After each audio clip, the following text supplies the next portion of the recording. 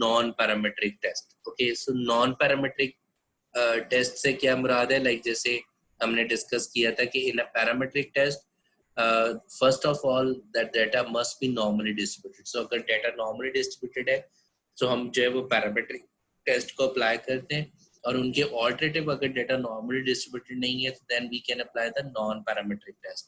ठीक है, so non parametric test जो है दैट मीन ये डिस्ट्रीब्यूशन फ्री जो है वो टेस्ट होते हैं.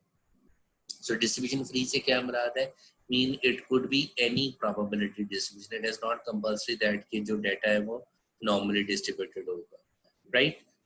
एक और चीज याद रखिएगा कि जब हम पैरामेट्रिक में मीन को टेस्ट कर रहे होते हैं, मीन एवरेजेस में मीन को लेके चल रहे होते हैं, इन अ नॉन पैरामेट्रिक टेस्ट में हम एवरेज मीडियन को लेके चल रहे होते हैं. सो जितने भी तमाम के तमाम नॉन पैरामेट्रिक टेस्ट हैं जहाँ पे वहाँ पे जब हम कहते हैं कि whether the on average they both the population are equal or not equal, so that means we are talking about the median perspective.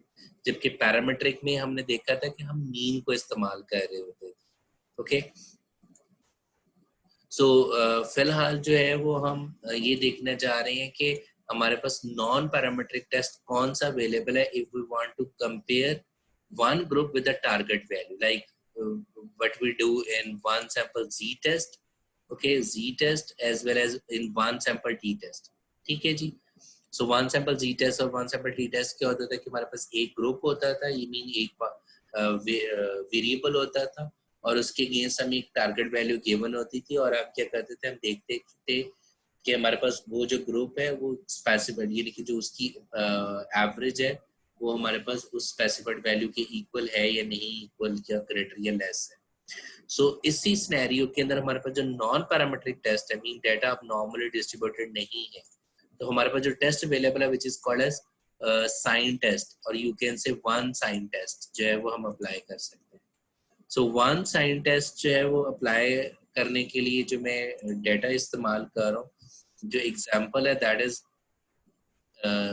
जो मेट्रोलॉजिकल इंजीनियर जो है वो बेसिकली टेस्ट करना चाह रहा है मीडियन ऑफ द कंटेंट को.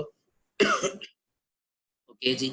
सो इसमें हमारे पास जो है वो स्टेनलेस स्टील कंपोजिशन के अंदर जो है वो हमें डाटा गिवन है. सो हमें ये चेक करना है कि क्या ऑन एवरेज ये 18% के इक्वल स्टेनलेस इसके अंदर एग्जिस्ट कर रहा है या नहीं कर रहा है. ठीक है जी. सो उसको टेस्ट हम कैसे करेंगे, सो हमारे पास डाटा जो है वो ऑलरेडी गिवन है. ठीक है, सो हमने साइन टेस्ट अब अप्लाई करना है. So right now I am assuming कि जो डाटा है वो नॉर्मली डिस्ट्रीब्यूटेड नहीं है, मीन नॉन नॉर्मल है. हम ये अज्यूम करें कि हमने नॉर्मल डाटा अप्लाई किया और हमें पता चला कि ये डाटा नॉर्मल नहीं है. So right now I am assuming that data is not normal. So अगर नॉर्मल नहीं है और मुझे स्पेसिफाइड वैल्यू के केस अप्लाई करना है, so I am going to apply the sign test. So we will go to start non parametric one sample sign. ठीक है जी. और हमारे पास जो वेरिएबल है वो हम सेंड कर देंगे. ठीक है, जब वो मैं टेस्ट अप्लाई करना चाह रहा हूँ, that is the median value is given which is 18%. Okay, 18.0 लिख दें या सिंपल 18 लिख दें और नॉट इक्वल. सो अगर मैं प्रेस ओके करूँ तो मेरे पास जो है वो ये मीडियन के अकॉर्डिंगली जो है results are, the median value is this one. और इस नोटेशन को हम बोल देते हैं ईटा. So this notation is known as eta, or you can say the h naught is the median is equal to 18, or alternative क्या था, not equal. So again the interpretation of the p value would be the same. If the p value is greater than alpha value, if the p value is greater than or equal to the alpha value, we will say do not reject h naught, or you can say accept h naught. So right now the p value is 0.388, which is greater than or equal to the alpha value, which is 0.05. So we will say accept h naught. So accept h naught mean कि आपके पास जो median की value है वो 18 के equal ही है.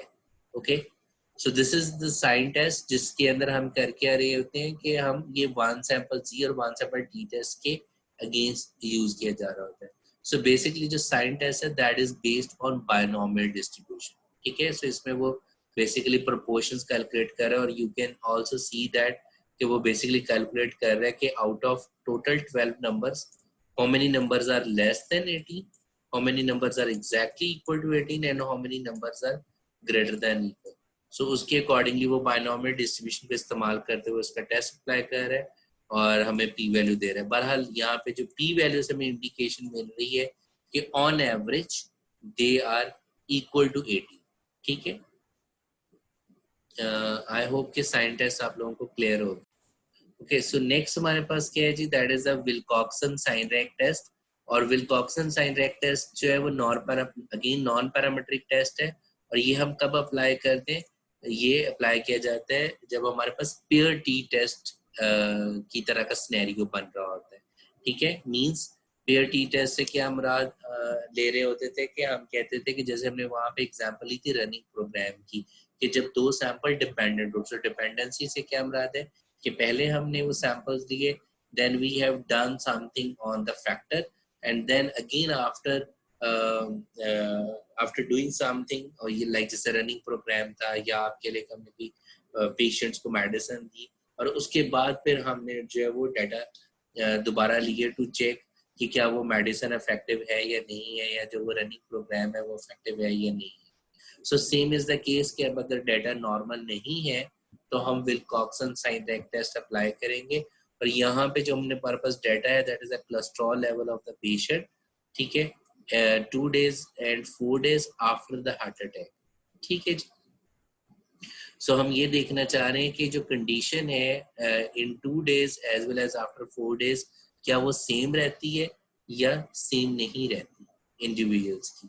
ठीक है, क्योंकि हमने सेम जो पेशेंट्स थे उनका 2 days बाद जो है वो कोलेस्ट्रॉल लेवल चेक किया और एज वेल एज 4 days के बाद चेकआउट किया टू चेक कि क्या डेज इंक्रीज होने के साथ जो है वो कोई डिफरेंस आ रहा है या नहीं आ रहा.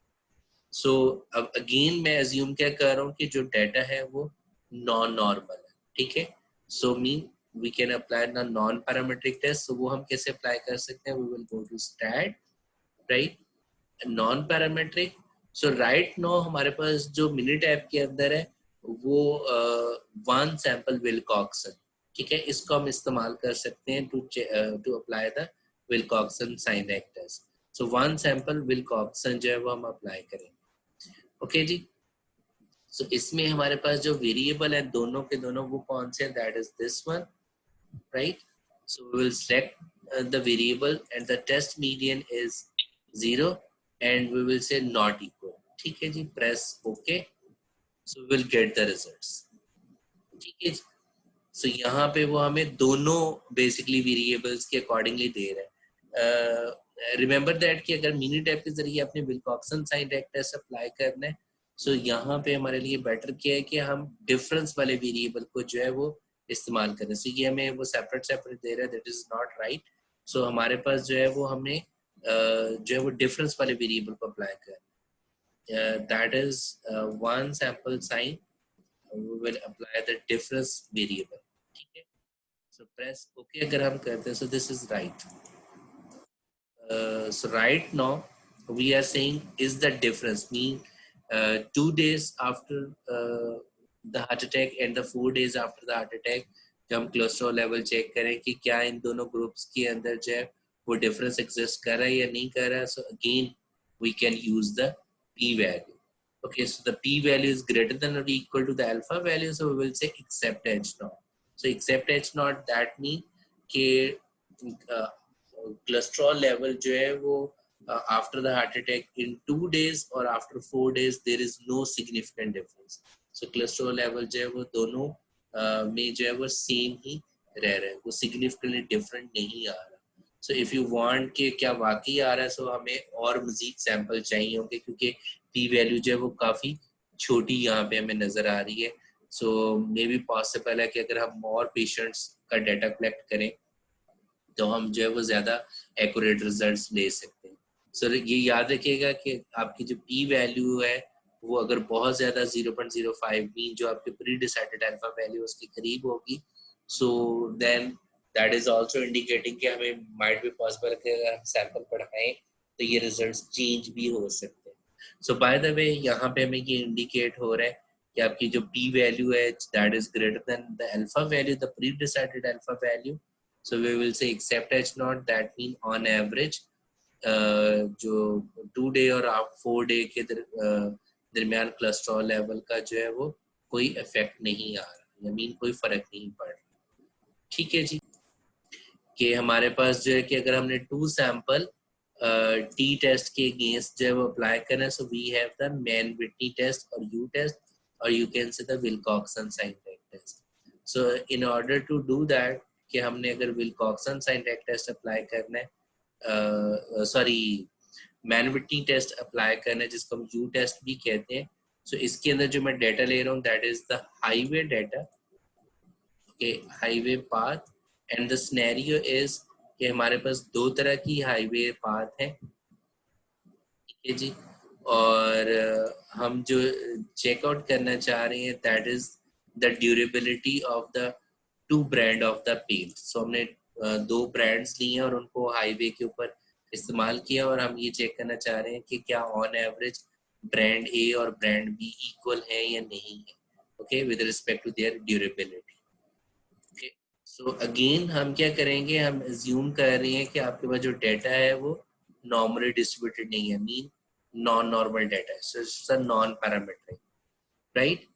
एक और चीज याद रखिएगा कि जैसे पीयर टी टेस्ट के अंदर भी हमारे पास क्या होता है कि 2 ग्रुप्स के दरमियान जो डेटा वैल्यूज है वो इक्वल होती है, जबकि 2 सैंपल इंडिपेंडेंट टी टेस्ट में ये लाजमन नहीं है कि ये इक्वल हो। So same is the case in the Mann Whitney test, क्योंकि मैन विटनी टेस्ट जो है वो against you can say the alternative approach है 2 सैंपल इंडिपेंडेंट टी टेस्ट की। So how we can apply the Mann-Whitney test? We can go to start non-parametric. Here we have the Mann-Whitney. Okay.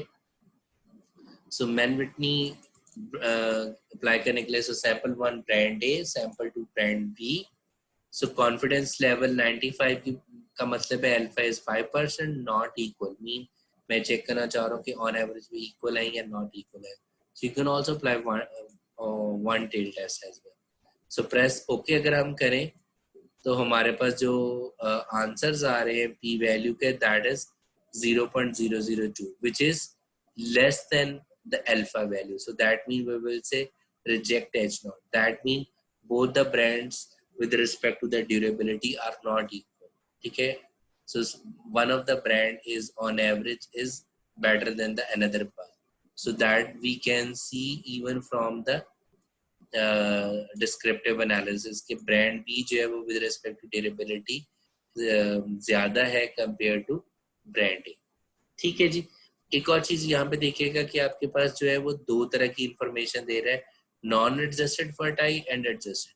So always use adjusted ties data, क्योंकि यहाँ पे क्या होता है कि non parametric के अंदर हमेशा बेसिकली मोस्टली इंपॉर्टेंट पार्ट क्या होता है कि इट माइट बी पॉसिबल कि आपके पास सेम वैल्यूज जो है वो रिपीट कर रही। सो जब सेम वैल्यूज रिपीट कर रही होती है that mean they have ranking it. So वहाँ पे फिर हम वो जो है वो रैंकिंग करने के लिए हमें उनके दरमियान डिफरेंस चाहिए, सो दैट मीन हमें उन टाइज को ब्रेक करना पड़ता है। सो दैट वाई हमें जो है वो एडजस्टेड टाइज को इस्तेमाल करना चाहिए। सो बाय द वे हमें यहाँ पे ये पता चल रहा है कि both the brands are not equal and we have seen that the brand B is better compared with respect to the durability compared to the brand A. I hope it's clear now.